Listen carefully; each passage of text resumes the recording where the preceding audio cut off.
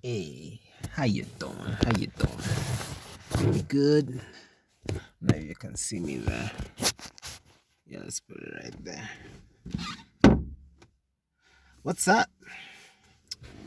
Welcome to day 7. We made it, guys. We made it one whole week. 151 remaining in this year-long journey. I look forward to what all the other weeks will bring us. All right. So, first, let's answer. Every week, I'll not be doing this. Okay. Did I grow this week spiritually, mentally, physically? Well, hopefully not physically. But did I grow spiritually?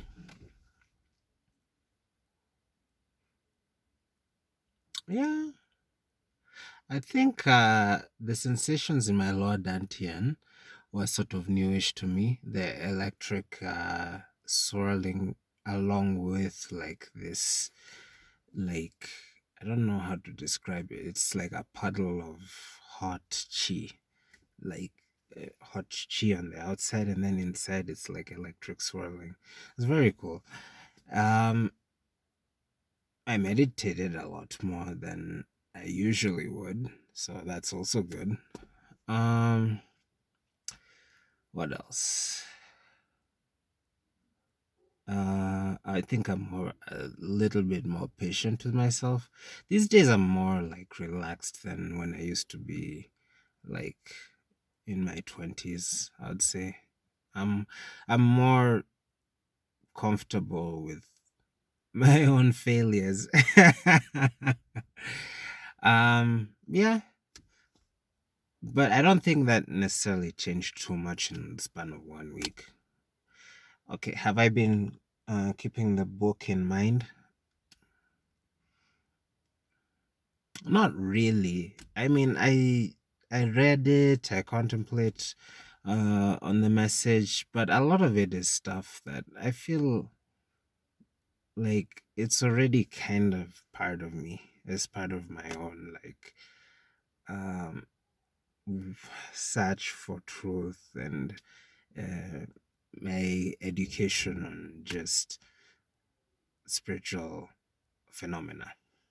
But um I would say the most important, the best aspect of this practice has been just having a constant rhythm. It feels good to just put something up online as an accountability measure, you know, and it feels good when I get feedback of it, you know. So it's not just me off in a cave somewhere. It's within the context of like an audience that is also interested in these materials, that are also knowledgeable, people who are knowledgeable about these subjects and who have gained some value from it. And I gain value as well from their feedback, especially all. All right. So let's go with day 7. But first, a little bit of this. It's hot as hell in here. And if hell is actually hot, if it was a real place, because I don't actually believe it's real any more than this place. Okay.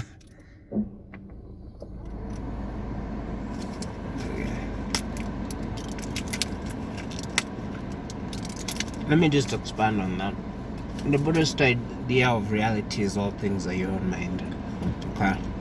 So even this, my perception of this reality is tinted through the lens of my own delusion, my egotistical delusion. So hell, and even though I think like you could think that perhaps in the astral plane or in the spirit realm, whatever you wanna call that place, sure there are lower and higher states, and lower and higher places, right, are just based on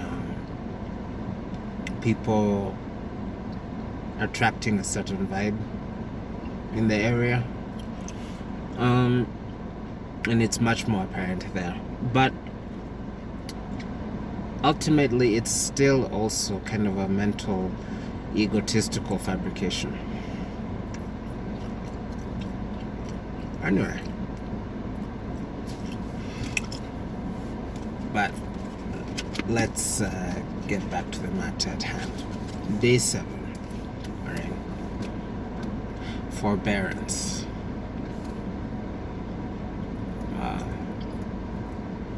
It's already starting off in a really cool way. Of course, you can't see that. I don't know why I show it to you, but I don't know. Maybe you can like reverse it if you really want to see it. Okay. Arctic breath quells the mountain. Oh, I love that. I love that adjective, Arctic. Like Arctic furs. I just like the word. Rattling the forest bones. Okay. Raindrops cling to branches. Jeweled adornment flung to earth.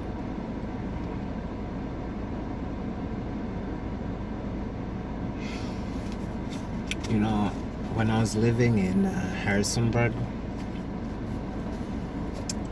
I think I was in like 7th or 8th grade. There was this tree, and every time it would like snow, and then like the rain would sort of come after that, because it wasn't really a super cold place.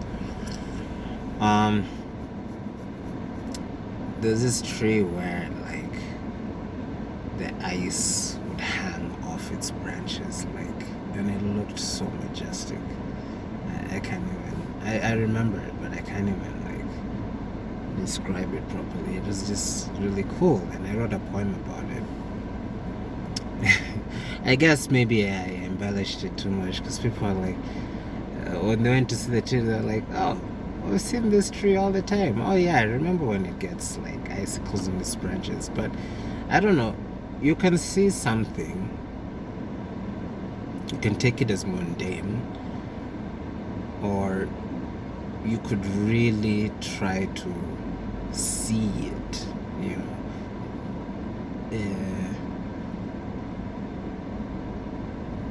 Like, I don't know, I'm looking at this tree in my compound right now, and totally mundane sort of tree, right? It tends to attract a lot of insects, but on closer examination, it's almost like a Christmas tree. Isn't that crazy? Right in the middle of East Africa.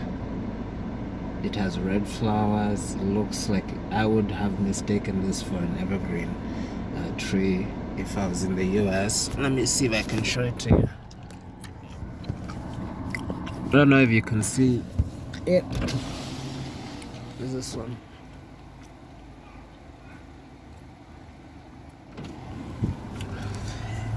It kind of looks cool, and sorry about that. And I never really thought about looking at it and seeing its beauty. You know, it is a beautiful tree.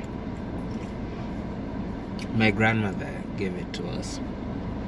So, yeah.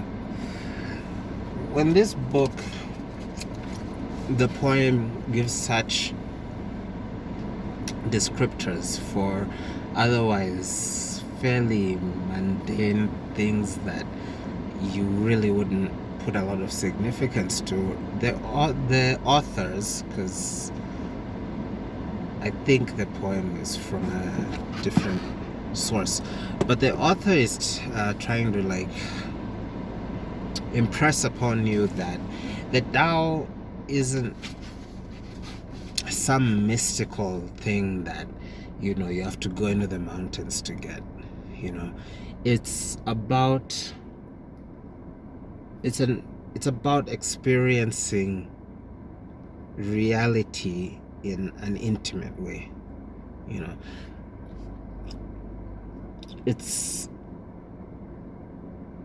it's about absorbing, you know, what you see in front of you and how harmoniously it just naturally expresses itself along with everything else. You know, that's what this poem means to me. Arctic breath quells the mountain, rattling the forest bones. So you can just think of it like, I can just see a scene in my head, you know, a wind blowing through a forest. Raindrops cling to branches, jeweled adornments flung to earth. And as the wind is passing, you know, it's shaking off the raindrops from the leaves and all that. A really mundane scene, right? And there's nothing special in it. But there is actually something special. The way there is something special about the wind. It's unique in its own existence at that moment. The rain on the branches is unique, it's special, you know. The entire scene, it's one of natural beauty. I wonder how many planets there really are like ours in this universe. And yeah, sure, I'm sure there are millions, you know, in an ever expanding infinite universe, or whatever that means. But it's still such a unique, amazing, like, instance of creation.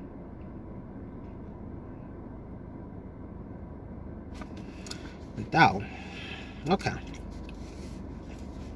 Trees in winter lose their leaves. This is now the commentary. Okay.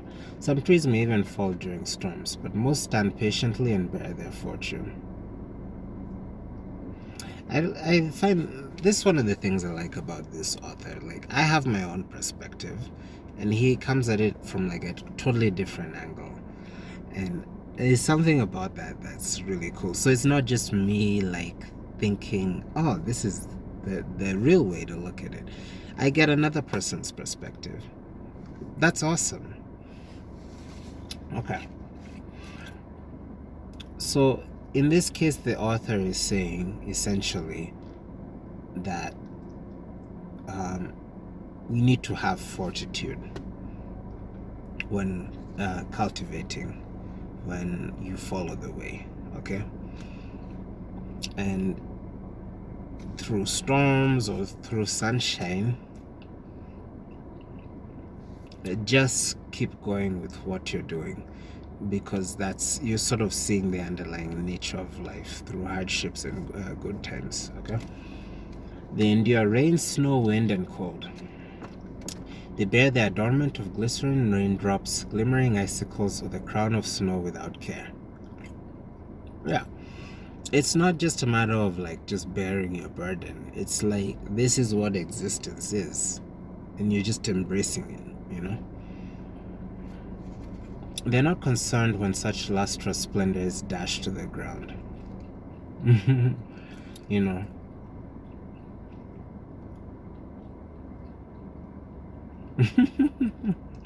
I'm just thinking about how much mental energy and effort people spend on putting shining rocks on their bodies, you know, earrings and all that.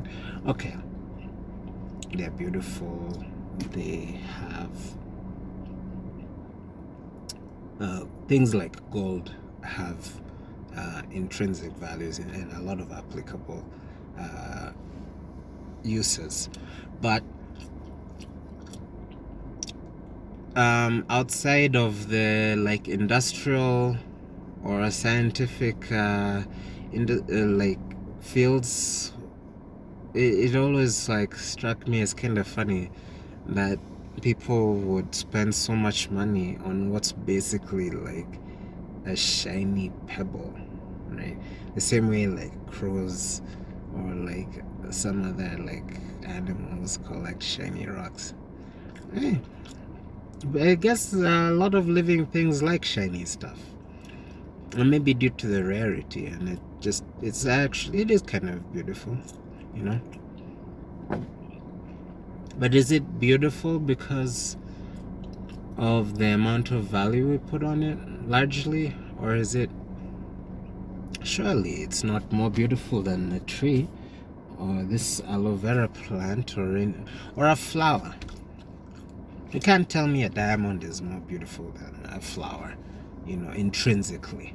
It's mostly about its rarity and how many people want it. Okay. And also durability, I guess. Anyway, it's just off topic rambling. Okay. They stand and they wait, the power of their growth apparently dormant. But inside, a burgeoning is building imperceptibly. Okay. It goes back to what we were talking about yesterday with emerging, right? A tiny seed containing the full potential of a massive tree, but while it's growing, before it pokes out, and even when it's a young tree, it's not evident. The full scope of its majesty isn't evident at the beginning stages. All right. That's what this is talking about.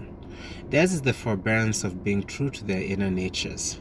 It is with this power that they withstand both the vicissitudes and adornment of life, for neither bad fortune nor good fortune will alter what they are.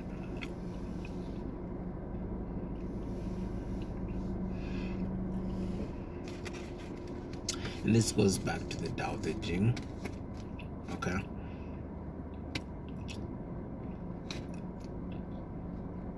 The 10,000 things rise and fall ceaselessly. And what is a yogi to do in that situation? Is good, evil doings, or overcome them and appear before their eyes ceaselessly.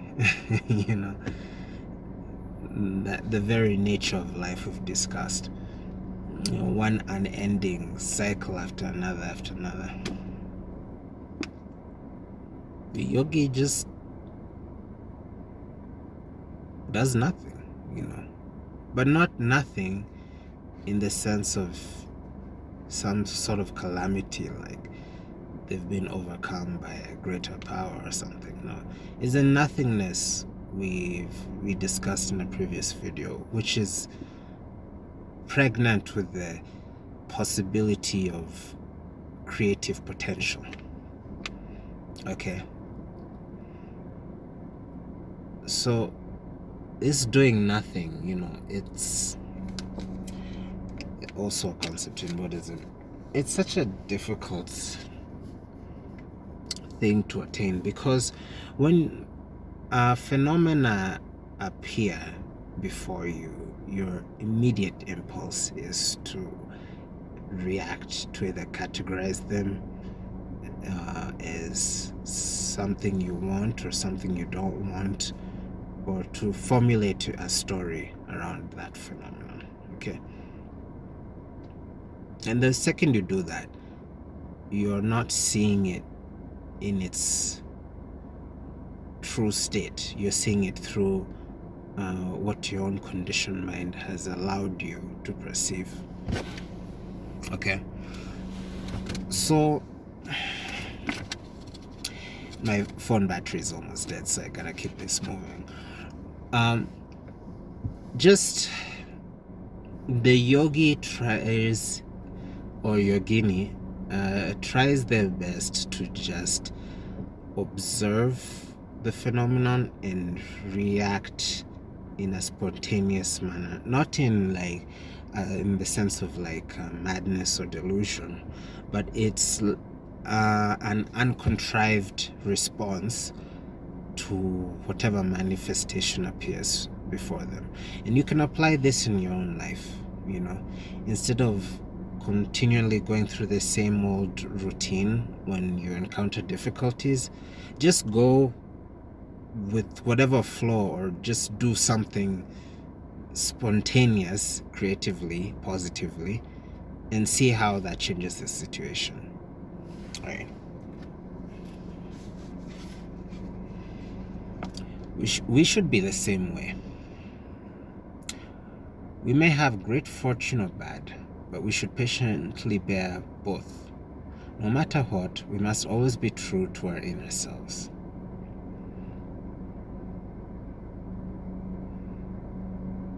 Beautifully said. I agree with it fully. So, that was forbearance, fortitude. And I like the fact that in the early pages he really like encourages the reader to just keep pushing, don't lose faith, you know, this is a long process, keep going. I like that a lot, and that's exactly what I plan on doing. Thank you so much for your time, and catch you tomorrow.